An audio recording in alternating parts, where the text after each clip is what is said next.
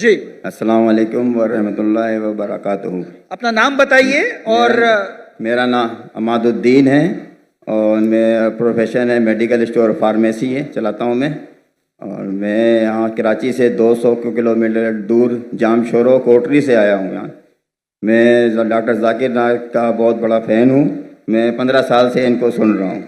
जी, सवाल बताइए प्लीज। हाँ, सवाल ये है मेरा कि हमारे कुरान की आयत है अल-राशी वल मुर्तशी किलाहुमा फिन नार, रिश्वत देने वाला और रिश्वत देने वाला दोनों जहन्नमी हैं। तो हमारे मुल्क पाकिस्तान में काफ़ी इदारे हैं, मैं इदारे का नाम लेना नहीं चाहता, और हिंदुस्तान में भी होंगे और मवाली मुल्क में भी रिश्वत देते होंगे। तो हमारे मुल्क में यहाँ बहुत एक छोटी सी काम की वजह से रिश्वत देना पड़ जाता है, ना चाहते हुए भी। तो फिर इसके लिए हमें क्या करिए? दोषी कौन है फिर, हम या जो जिसको दे रहे हैं वो? भाई साहब ने कोई कुछ चीज़ अरबी में कही और कहा कुरान में लिखा रिश्वत देने वाला और रिश्वत लेने वाला जहन्नम में। मैं इसी कोई कुरान मजीद की आयत नहीं जानता, हदीस में लिखा हुआ है। कुरान मजीद में जहाँ लिखा है रिश्वत हराम है वो सूरह बकरा है, सूरा नंबर 2 आयत नंबर 188। अल्लाह ताला फरमाते डोंट यूज योर वेल्थ, आप अपनी दौलत का इस्तेमाल मत करो हाकिम जज को अपने जजमेंट से तब्दील करने के लिए ताकि आप दूसरे लोग की दौलत खा सके। Do not use your wealth as a bait for जजेस in order to eat other people's wealth.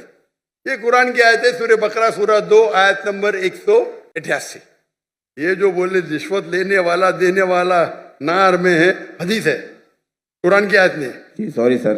आप समझे ना? जी सर। तो अरबी में आपने क्या बोला मैं समझा नहीं। हदीस में आता है, कुरान में भी रिश्वत हराम है, हदीस में भी आता है, लेकिन ये हदीस में कहा नहीं निकलेगा नार में जाएंगे। ये लिखा है कि आप अपनी दौलत को इस्तेमाल मत करो जज को बेट देने के लिए, रिश्वत देने के लिए, बेट रिश्वत देने के लिए, ताकि आप दूसरे की दौलत हजम कर सके। सूरा बकरा सूरा नंबर 2 आयत नंबर 188 188। आपका सवाल था क्या रिश्वत देने वाला गलत क्या रिश्वत लेने वाला गलत? ये सवाल था आपका। जी सर। दोनों? जी सर। दोनों गलत, लेने वाला भी गलत देने वाला भी गलत। बहुत मजबूरी होता है कि इस वजह से देना पड़ जाता है सर, वरना काम नहीं होता। छोड़ दो काम को। आम तौर के ऊपर रिश्वत देना हराम है, लेकिन ये आयत का आप मुताला करेंगे तो कई उलमा कहते हैं इसमें लिखा है आप रिश्वत मत दो अगर आप किसका माल हड़प कर सके, तो कुछ रिश्वत जायज है। कुछ मिसाल के तौर पे आपका लाइसेंस नहीं बन रहा है और आप जानते हैं मैं गाड़ी चलाना जानता हूं, ये हर टाइम मुझे फेल करता है। जी सर। उसके पहले मिसाल दूंगा, मैं पहली बार जब पाकिस्तान आया था 1991 में 1991 में आया था मैं, तो मेरे पास बहुत लगे था, किताबें थी, कुरान थी, तो मैं ट्रेन में चढ़ा, ओवरवेट था, तो टीसी आता है, टिकट। उस टाइम तो कौन जाकिर नायक को जानता ही नहीं था, आज तो माशाअल्लाह जाऊंगा तो सब पहचानेंगे। उस टाइम कौन जानता ही नहीं था, टिकट ये क्या है, वजन करो ज्यादा हो गया। तो कूली मुझे बोला भाई साहब। जी सर। कूली ने बोला भाई साहब मुझे 50 रुपया दे दो मैं पास कराऊंगा। मैं बोला रिश्वत गलत है। तो वो टिकट वाले ने मुझे अंदर लेके गया, मैंने मेरी दावती काम शुरू किया। बाहर निकले, वो उसने कहा, वो टिकट कलेक्टर ने, एक शर्त पे आपको छोड़ूंगा, आपको मेरे साथ चाय पीना पड़ेगा। तो मैं बोला ठीक है। बाहर निकला चाय पी के, वो टिकट वाला कितना पैसा दिए? 100 रुपया दिए ना? नहीं दिया। कितना दिए? नहीं दिया। झूठ क्यों बोलता है? उसको यकीन ही नहीं कि टिकट वाला बिना पैसे मुझे छोड़ेगा, इतनी रिश्वत है यहाँ। आप समझे? जी सर। वो तो मुझे जानता ही नहीं था मैं डॉक्टर जाकिर नाइक हूं, बराबर ना? कितना पैसा दिया? नहीं दिया। कितना दिया? बोलो ना साहब। 200 रुपया दिया? नहीं दिया। बोलो ना साहब। झूठ क्यों बोलता है? मुझे झूठ बोलते। अने सब पाकिस्तान को 100% पता है कि रिश्वत के बिना छोड़ेगा नहीं, लेकिन अल्लाह की जब मदद रहती है तो छूट सकता है। समझे अपना? मेरे पास कुरान की किताब थे, तर्जुमा थे, बांटने के लिए लेके आया था, समझे ना? तो ये गलत फहमी कि रिश्वत के बिना काम नहीं होता है। माशाल्लाह मुझे तो रिश्वत देता ही नहीं, लेकिन उल्मा क्या कहते हैं कि अगर वो रिश्वत से आप दूसरे का हक नहीं मारते तो इजाजत है, मिसाल के तौर पे आपको लाइसेंस, गाड़ी का लाइसेंस है, आप गाड़ी चलाना जानते हैं, तो ये भाई रिश्वत दे के छोड़ेगा नहीं। आप रिश्वत देते तो आप गुनहगार नहीं, लेने वाला गुनहगार। सर यही पूछना था। लेकिन ये बहुत कम मौके से, बहुत कम। ओवरवेट के रिश्वत दूंगा तो मैं गुनहगार, क्योंकि मेरी गलती है। आप समझे ना? जी सर। अगर ओवरवेट को टिकट कलेक्टर में रिश्वत दिया, मैं क्या करूंगा? 500 दंड भरूंगा। मजबूरी क्या है भाई? ओवरवेट क्यों लेके गए आप? क्यों लेके गए? अभी आपको मिसाल दूंगा। मैं आ रहा था, हमारा 1000 किलो था।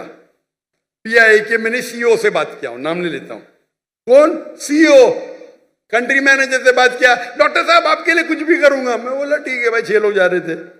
मैंने बोला भाई 500-600 किलो ज्यादा है। हाँ हाँ डरो मत, मुझे 50% डिस्काउंट दूंगा। मैं बोला भाई 50% डिस्काउंट के बदले में और 4 लोग को लेके आऊं, और सस्ता पड़ेगा ना। बोला देने का तो फ्री दे, मतलब मत दे। ठुकरा दिया मैंने। पीआई पाकिस्तान एयरलाइन, अरे इंडियन में कोई भी गैर मुस्लिम मुझे देखेगा तो फ्री में छोड़ेगा। ये है इंडिया। गैर मुस्लिम डॉक्टर जाकिर नाइक को देखेगा, 1000 किलो 2000 किलो छोड़ देता है। ये पाकिस्तान है। गवर्नमेंट का गेस्ट हूं मैं, मेरे वीजा पे लिखा स्टेट गेस्ट, और आपका सीईओ पाकिस्तान का बोलता है 50% डिस्काउंट देगा। चार्ज कर रहे 110 रिंगेट 1 किलो का। मुझे इतना दुख हुआ कि पाकिस्तान में मैं आ रहा हूं, doctor Zakir Naik state guest है, और वो 300 किलो छोड़ नहीं सकते, बोलते 50% डिस्काउंट देंगे। मुझे नहीं चाहिए तेरा डिस्काउंट। मैंने 6 लोग और लेके आया, मेरा सामान लेके आया। सच बोलने को मुझे दुख होता है, बट ये पाकिस्तान का हाल।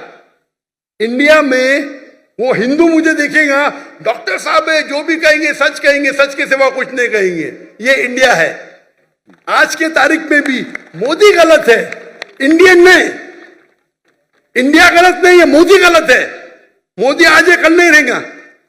जो इज्जत मुझे इंडिया में मिलती है, पाकिस्तान के लोग चाहते, मुझे ये कहता हूं मैं, चाहते पाकिस्तान के लोग मुझे। नारे तकबीर, अल्लाह, जाकिर नाइक से रिश्ता क्या?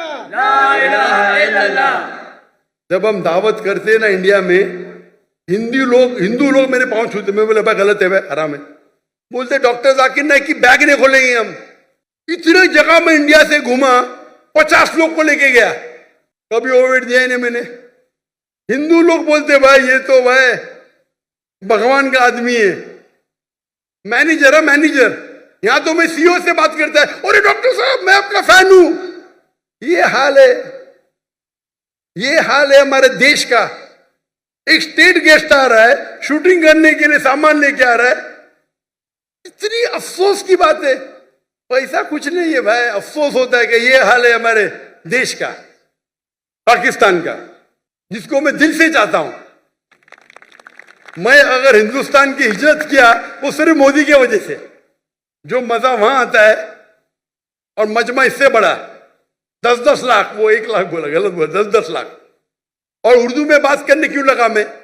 मेरे बॉम्बे के पुलिस कमिश्नर बोलते जाकिर भाई, वो जाकिर भाई बोलते एवरीवन लव्स यू, लेकिन मैं आपसे नाराज हूं। मैं क्यों नाराज है भाई? आपका मैसेज आप हिंदी में देना चाहिए, उर्दू में क्यों? आपके चाहने वाले इतने, आप उर्दू में तकरीर करो तो मैं खुश होऊंगा। तो क्योंकि बंबई का हिंदू पुलिस कमिश्नर 2004 या 5 की बात है, मुझसे जबरदस्ती कर आप हिंदी में उर्दू में तकरीर करो तो मुसलमान और हिंदू सुधरेंगे। और फिर मैं शुरू किया तकरीर करने का उर्दू हिंदी में, एक हिंदू के बोलने से, उसकी मोहब्बत से। तो हिंदू और मुस्लिम में इतना अच्छा भाईचारा इंडिया में, ये कुछ पॉलिटिशियन का प्रॉब्लम है, पॉलिटिशियन। तो मुझे मोदी से गिला शिकवा है।